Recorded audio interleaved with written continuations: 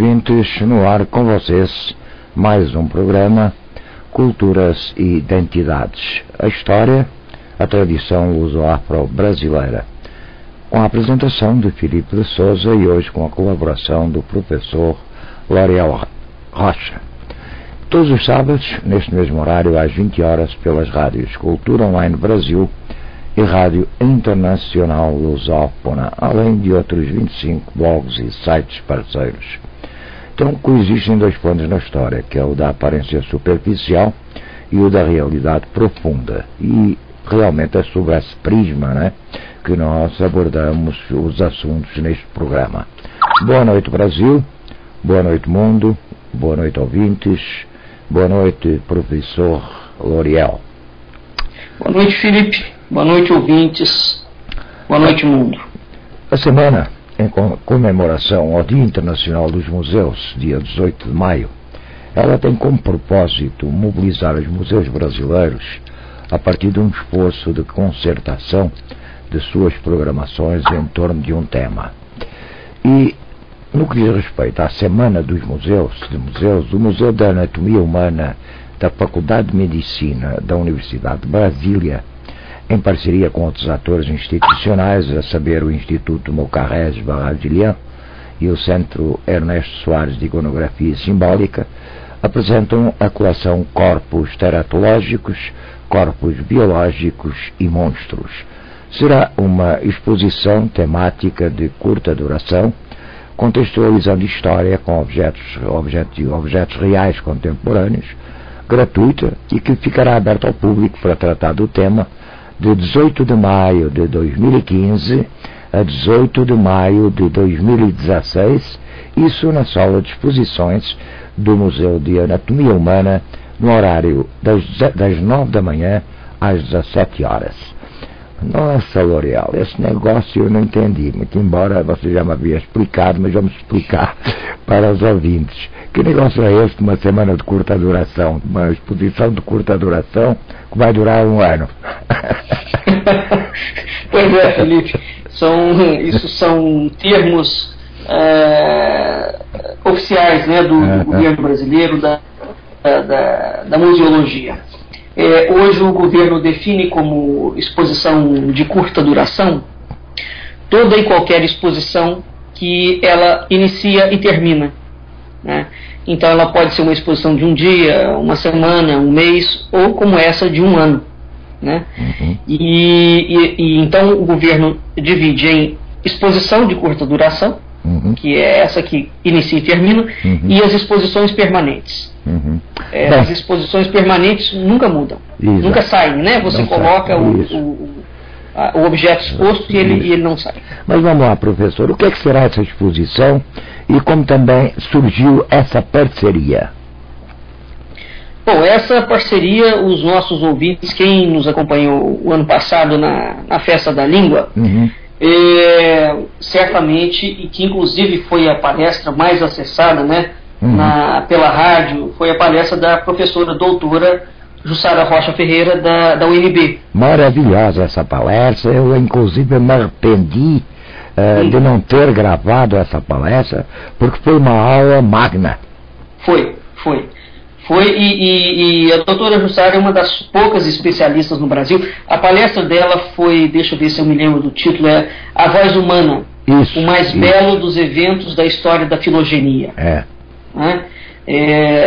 Então, de fato, a palestra foi uma coisa magnífica. Eu devo ter finalmente consegui acessar o rapaz que gravou, ele ainda não tinha entregado os arquivos. Opa. E eu devo receber os arquivos. Muito bom. Então bom. Aí eu te repasso.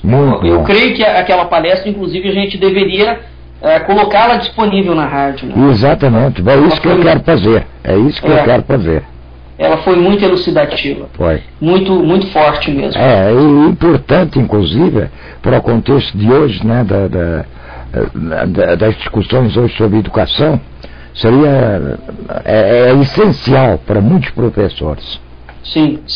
Então foi a partir daquilo ali, né, daquele evento, que a doutora Jussara, porque ela é uma das coordenadoras e das idealizadoras do Museu de Anatomia Humana da Universidade de Brasília e do Museu de Anatomia Humana da Universidade de Maringá. Então o projeto do museu já existe há muitos anos, não é um evento recente. E vão muitas crianças no museu.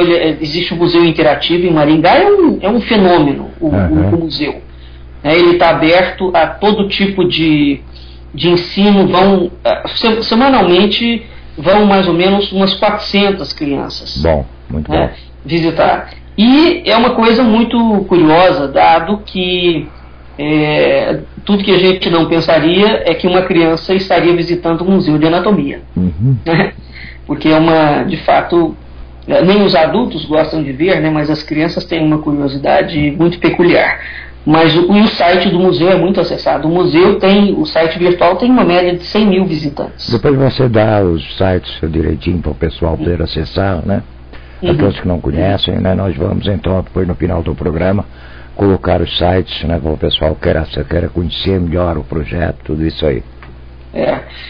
Então, a partir desse convite da professora Jussara, começa, então, segunda-feira eu estou indo para Brasília, segunda-feira começa a exposição lá no museu. Certo.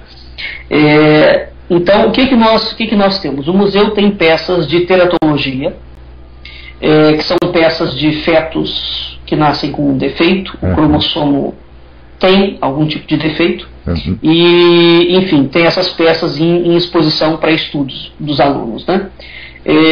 E nós temos, por outro lado, uma parte de pesquisa grande de monstros e teratologias na literatura luso-brasileira. Então, o que nós fizemos? Nós juntamos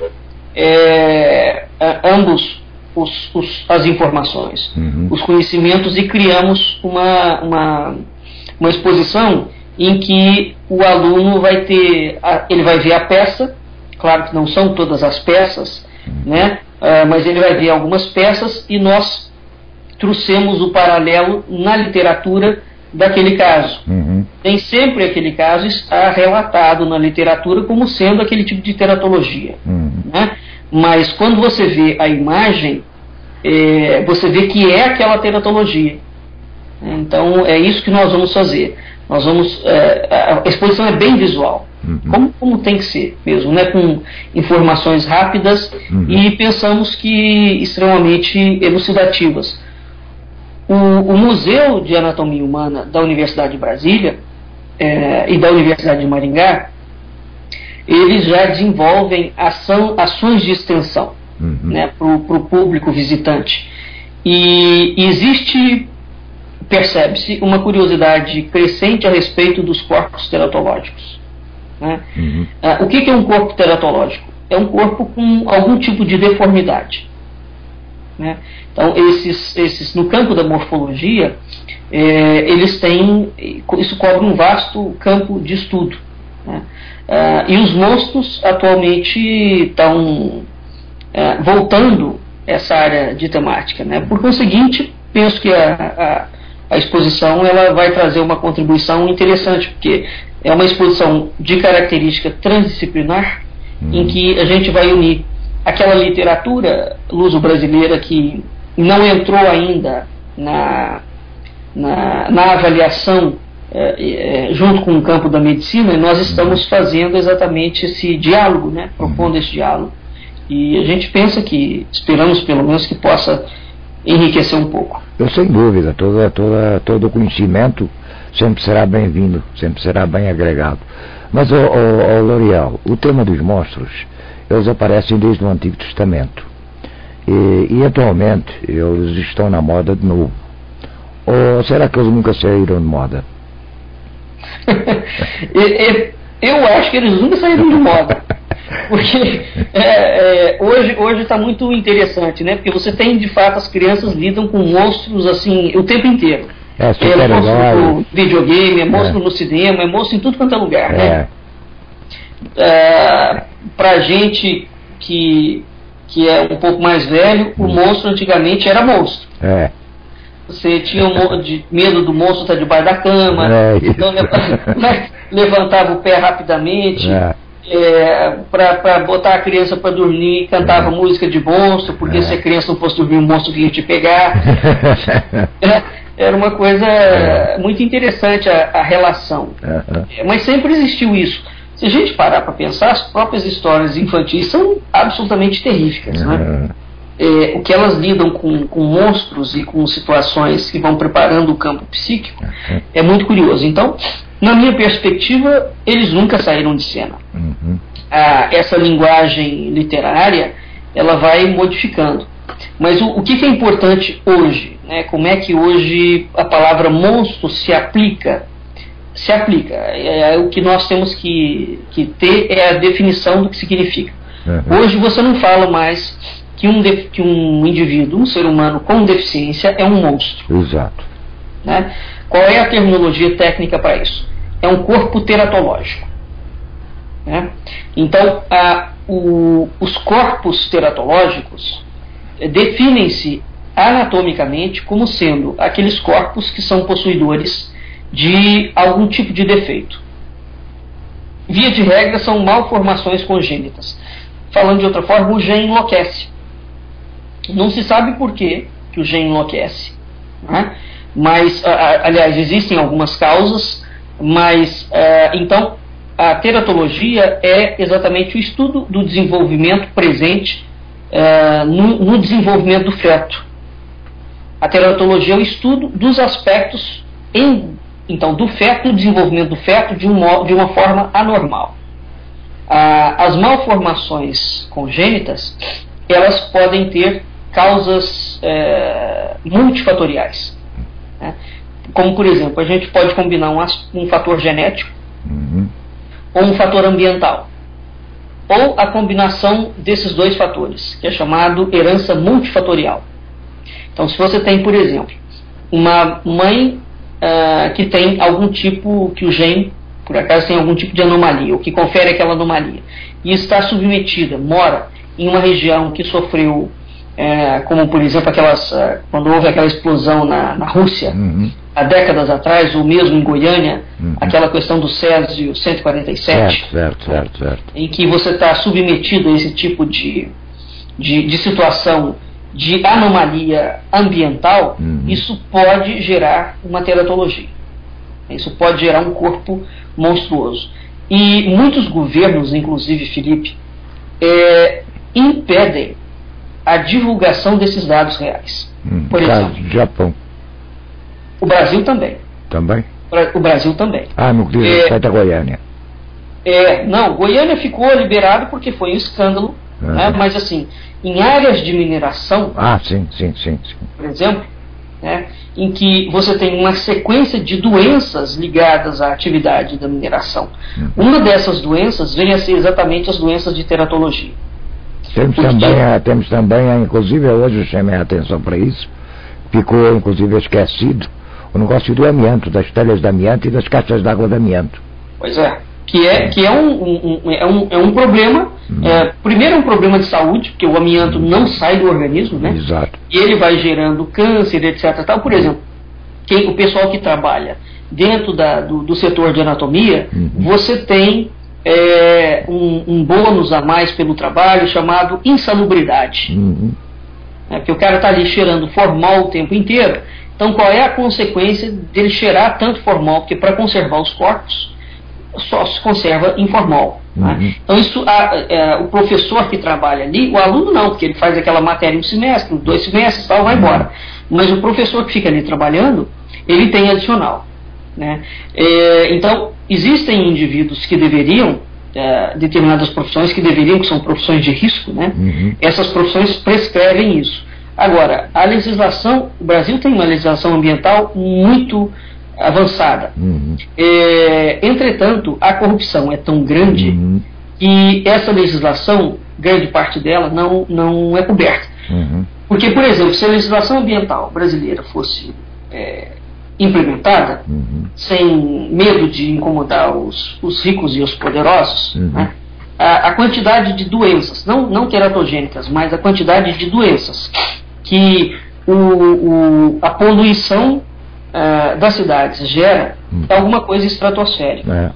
Isso não entra no cômputo geral das doenças dos governos, né? Então os governos maquiam muito as doenças. A discussão que a gente tem atualmente no mundo inteiro, já foi proibido o transgênico. Isso né? O Brasil é um monstro dos transgênicos. Né? Todo lugar em que aqueles venenos, por exemplo, ainda se aplica, embora seja proibido, mas ainda se aplica sim um veneno violentíssimo chamado Roundup. O Roundup, isso aí é uma coisa. O Roundup é um negócio absolutamente terrível, que ele fica 60 anos no solo, né? Exatamente. E contamina tudo. Contamina o lençol freático, contamina tudo. Exato. Né? Então, o que vale? Por exemplo, se você tem uma fazenda de orgânico, mas você está cercado de grandes produtores, e esses produtores utilizam veneno, o seu solo está contaminado. E a sua plantação também. Porque as plantas geneticamente modificadas, elas matam a plantação anterior. Exatamente. A plantação convencional, né? Exatamente. Você veja, os médicos já estão pedindo a suspensão dos venenos. 850 médicos em todo o mundo, de 65 países, mandaram uma carta para todos os presidentes de nação solicitando que abulam o transgênico. Exato. E o Congresso Nacional acabou, por exemplo, de passar uma medida absolutamente aterradora, em que você impede o consumidor de saber se ele está consumindo um produto transgênico. O direito à informação. O direito à informação. Então, efetivamente, o que o governo está pretendendo com isso?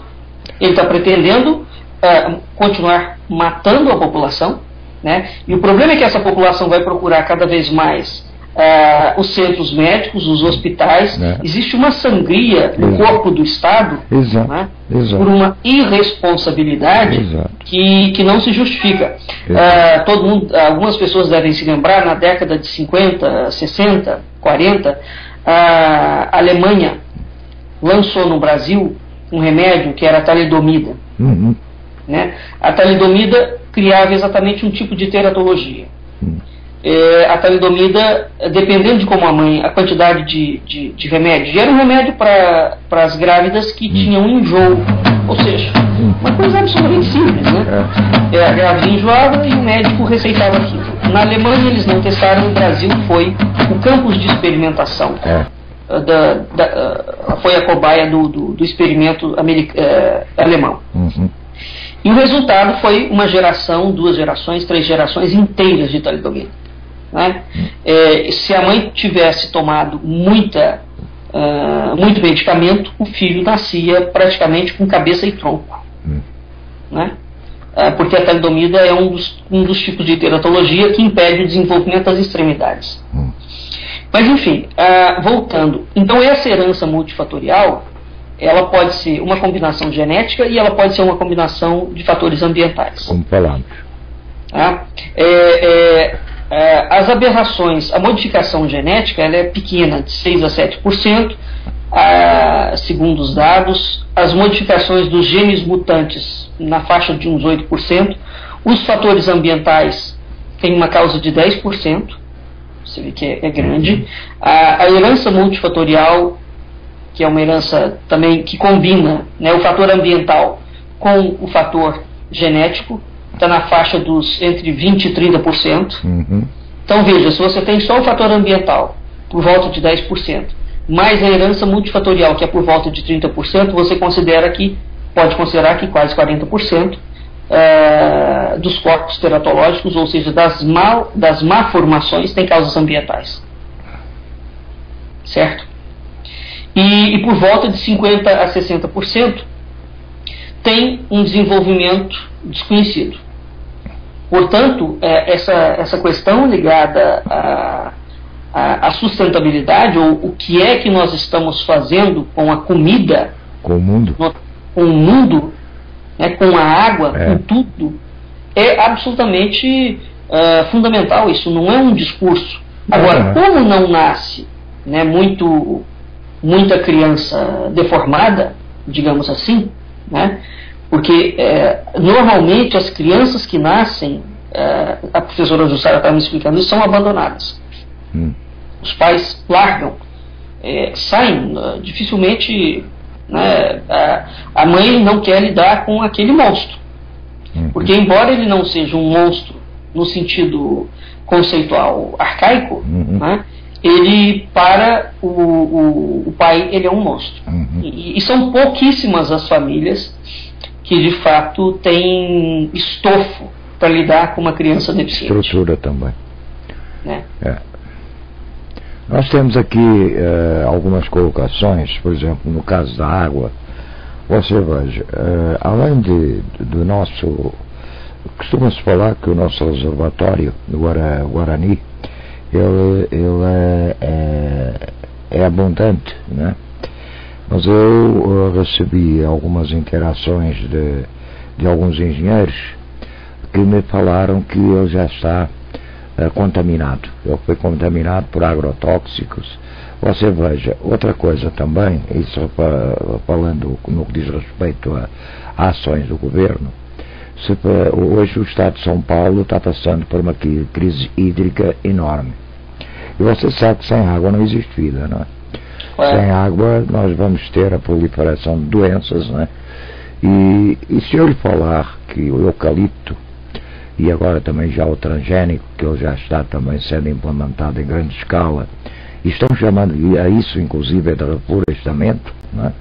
Veja a comissão, me fala mais sobre o interesse então, para que a gente possa despertar esse público, esses educadores, esses pesquisadores, para que realmente visitem, se integrem do assunto, e como é que eles também podem levar isso para a sala de aula, a obrigação deles levarem esse tema para a sala de aula. Fala um pouco sobre isso.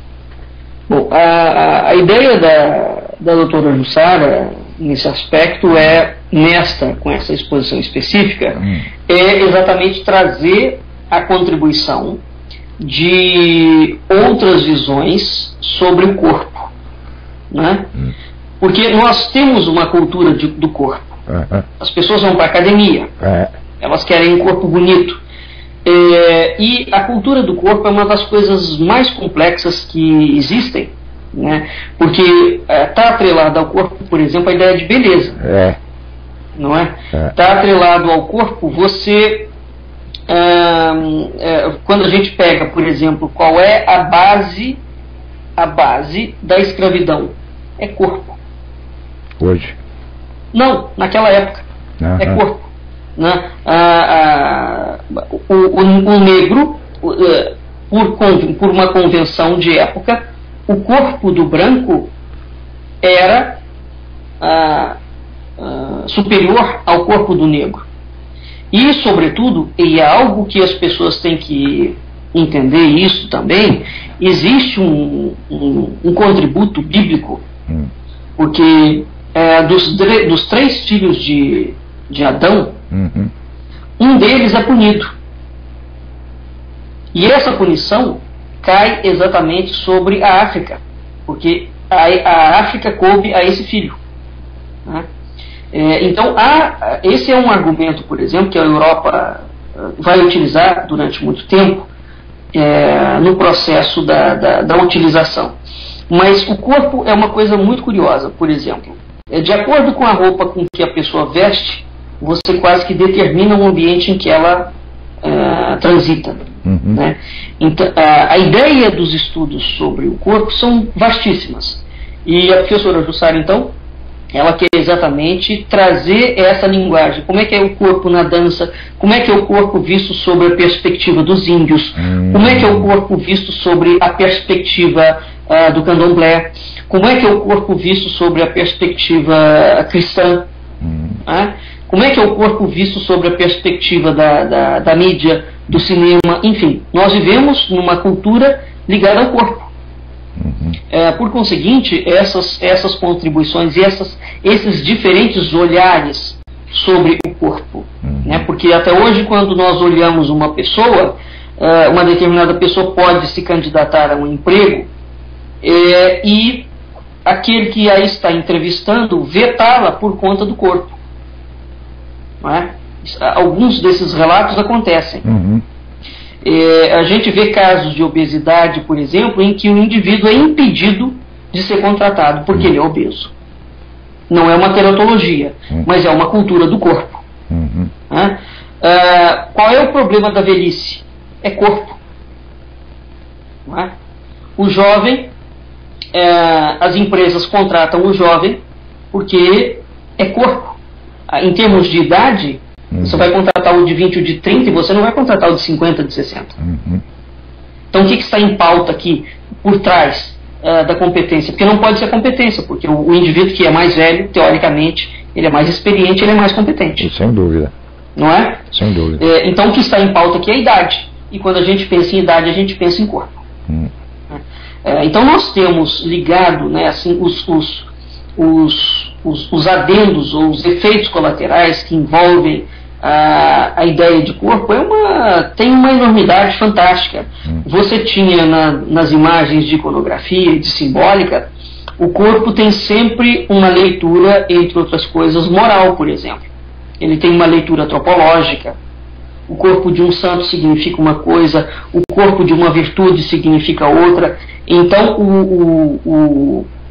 os corpos constituíram verdadeiras categorias de mentalidade no Ocidente. Como você olha o corpo. Por que um rei tem que vestir uma roupa exata? Por que um presidente tem que vestir uma roupa exata? Então a roupa é que nós pensamos aparentemente que a roupa está dissociada do corpo. Não. Tem aquele conto, né, de que o rei vai nu. Né? Então a ideia da vestimenta, por trás da ideia da vestimenta a gente tem um corpo. Hoje, por exemplo, eu fiquei sabendo uma coisa que eu não sabia e achei muito curioso. Diz que a Gisele Bündchen, uma das causas do sucesso da Gisele Bündchen é que o corpo dela foi refeito. Pagou-se para refazer o corpo dela, a face e tudo, e ela ficou com medidas perfeitas. Porque ela não é uma mulher de uma beleza estonteante, mas ela é uma mulher que tem uma beleza e aquela beleza impõe-se. Né? E eu não sabia disso, por exemplo. Eu também não. É curioso. Você veja o Michael Jackson. Né? Nós não estamos ouvintes no caso da teratologia. Né? Nós estamos falando da cultura do corpo, enquanto ela é importante. O Michael Jackson tinha toda uma questão pessoal em relação à cor dele, negra, e fez aquele trabalho dolorosíssimo e caríssimo de despigmentação da pele. Né? Por quê? Porque certamente se identifica mais com outro tipo de pele, com outro tipo de cor. O que acontece? Mas o fato é que nós estamos lidando com o corpo. Os jovens hoje, quando eles querem marcar um ato de revolta, aonde eles vão mexer? No corpo. Tatuagem. Você faz tatuagem, você veste-se de uma determinada forma. Você veja, todo mundo utiliza o corpo como uma forma de linguagem. Uma forma de expressão também. Uma forma de expressão e de linguagem e de demarcação de território. Isso. Não é? De demarcação de território. Então, o vampiro se veste de uma forma, o traficante se veste de outra forma, o cara que toca funk se veste de outra forma, o indivíduo que toca música clássica se veste de outra forma. E por trás disso aí nós temos um universo absolutamente fantástico sobre a cultura do corpo. Então é importantíssimo os professores trazerem, por exemplo, para a sala de aula, essas discussões relativas ao corpo. Por que você exclui uma pessoa porque ela usa uma determinada roupa? Você quer ver um caso de violência relacionada ao corpo? E que era muito comum esse tipo de argumentação, principalmente masculino. Uma mulher que está de minissaia será violentada porque ela está de minissaia. Pronto, a premissa é essa. Né? Então o corpo fica aparente, certo? Por conta da roupa. Então, o problema da roupa é que ou ela cobre o corpo ou ela descobre. No caso muçulmano, em que é uma coisa mais complexa, mas no caso muçulmano, em que as mulheres usam burca, e os homens também, os homens também tampam. Dificilmente você vê um muçulmano de cabeça destampada, né? Seja ele homem ou mulher. Por quê? Porque a cabeça no mundo muçulmano é um dos órgãos mais importantes. E ele é tão importante que ele tem que ser preservado. Aquilo não é... A lei da Sharia é uma coisa muito bonita quando você vai entender o significado dela. Uhum. Não é essa leitura que as pessoas fazem apressadamente. Evidentemente que nenhum radicalismo é bom. Uhum. Mas a hora que você estuda o que está por trás daquilo ali, o preceito é lindíssimo. É lindíssimo, é uma coisa fenomenal, né? E de intimidade. Então, em casa, a mulher e o homem podem se descobrir porque eles têm o direito de revelar para a família aquilo que eles possuem de melhor. Então, o que é o melhor para a cultura, a tradição árabe, sob uma perspectiva, ela guarda para o seu seio familiar. Não é? Uhum. E fora, ela reserva aquela beleza toda, ela resguarda aquela beleza. Enfim, os índios, por exemplo, tem uma frase muito bonita na tradição guarani, em Andeva: quanto mais, digamos, a palavra não é precisa, mas quanto mais evoluído for um índio dentro de uma determinada categoria, ele chama-se o belamente adornado. Ele é um ava. E o que é um belamente adornado? Por que os caciques têm aquela plumagem fantástica, né? Uhum. Na cabeça? Então eles adornam aonde? A cabeça. E quanto mais requintes de refinamento tiver, você tem determinadas tribos na África em que a estatura hierárquica e espiritual é medida, por exemplo, com o tipo de design que você faz oh meu Deus, no corpo, como se chama isso? A tatuagem. Uhum. Então, se por exemplo, o ocidental, que é profundamente irreverente e desrespeitoso, chegar numa tribo e ele se tatuou com a tatuagem do chefe da tribo, ele é morto, inquestionavelmente. É porque aquilo é um código normativo. Uhum. Entre determinadas tribos. O Gandhi, até eu me lembro dele falar, ele avisa as alunas, né, que elas usam tornozeleiras num determinado, numa perna ou na outra, e dependendo de onde você for, o país, aquela tornozeleira vai indicar que você é uma mulher de uma linha ou você é uma mulher de uma outra linha. Essa eu não sabia. Sim, senhor. E isso dentro desses países que têm uma visão mais ortodoxa é perigosíssimo. Porque a coisa funciona mesmo. Enfim, então essa ideia da cultura do corpo, a gente tem ligado ao corpo hoje a chamada ditadura da felicidade. Também. Não é? Também. Se o indivíduo não tiver um corpo bonito, ele não é feliz. Isso tem gerado verdadeiras aberrações. Porque as pessoas se obrigam às maiores atrocidades. Outro dia eu vi uma reportagem de uma moça que, eu não vou citar o nome, mas uma artista de televisão, e ela era uma mulher bonita, mas ela não se achava bonita, porque ela queria ser mais bonita do que o que já era. O que ela começou a fazer? Ela começou a injetar determinadas substâncias com apoio médico nas coxas. Então ela não estava satisfeita com as coxas. Começou a injetar substâncias nas coxas. Muito bem. Qual é o problema disso? Deu um efeito colateral, parece, que eu não me lembro aqui qual foi o efeito colateral. Infecção, acho que foi uma reação qualquer. Hoje ela não pode andar.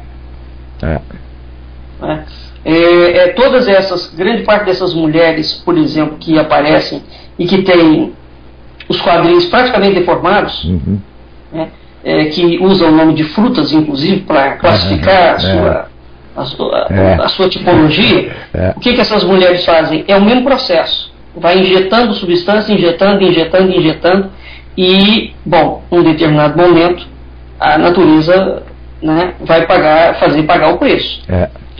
Porque sabe-se que quando você coloca silicone, por exemplo, dentro de 10 anos você tem que mudar aquela aplicação. Então vamos considerar que hoje eu tenho poder aquisitivo para colocar silicone. E daqui a 10 anos eu terei? Mas o psicológico, inclusive, está ainda sendo mais prejudicado do que propriamente essas aberrações, né? Sim. Você veja que essa cultura do corpo tem levado a muitos processos depressivos. Né? Tem. Tá? E você veja, a meu ver, né, em comparação com o número de processos depressivos, com essas aberrações que foram feitas e continuam sendo feitas, o número dos processos depressivos são muito maiores, né?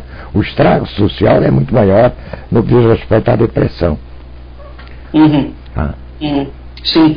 E então os professores, seria uma coisa muito interessante trazer de fato essa discussão do que é o corpo, né? O que é o corpo, sobre que ótica eu posso olhar o corpo, e entender que as culturas olham o corpo e tratam o corpo de forma completamente distinta. Nós não temos uma regra, né, essa forma pronta, e uma regra que possa ser aplicada universalmente. Sim, o muçulmano trata o corpo diferente do cristão, que trata o corpo diferente do americano, que trata o corpo diferente dos celtas antigamente, por exemplo, que trata o corpo diferente do afrodescendente. O corpo é visto e é tratado de formas completamente distintas. E em absoluto, a diferenciação do corpo poderia servir de argumento para algum tipo de prática de violência, né? Então é preciso reeducar o público em relação a isso, porque a ideia de cultura dentro das escolas, de uma forma séria, não é tratada. Eu acho que é importante essa abordagem, assim, muito importante, né? Até porque, e não só também, eu acho que essa exposição onde vocês mostram as deformações, tá? Onde fosse abordar também a parte ambiental, eu acho que seria bastante interessante. Porque aí na própria deformação, né, você já tem, por exemplo, porque as causas ambientais geram uma deformidade específica, né? Mas reitero, os pesquisadores falam que por volta de 60% das anomalias têm causa desconhecida. 50% a 60%. Bem, Mas seja como for, a causa ambiental aqui, só relembrando os nossos ouvintes, a chamada herança multifatorial, junto com os fatores ambientais, vão dar quase 40%. Não é desprezível. Não é desprezível, sob nenhum aspecto, né? Bem, nós vamos falar a seguir, vamos entrar mais dentro do assunto, que é sobre os monstros, né, reais ou imaginários. Mas vamos a um pequeno intervalo, tá? E a gente volta já então para falar sobre esse assunto, né? Os sobreviventes do dilúvio, a forma do Mário Cesarini, que nunca deixaram de convocar a curiosidade do gênero humano, né? Fascinado pelo mistério da criação. É sobre isso que nós iremos falar no próximo bloco. A gente volta já e iremos abordar novamente também o assunto dessa exposição, que eu acho importantíssima e muito pontual. Vamos lá, a gente volta já.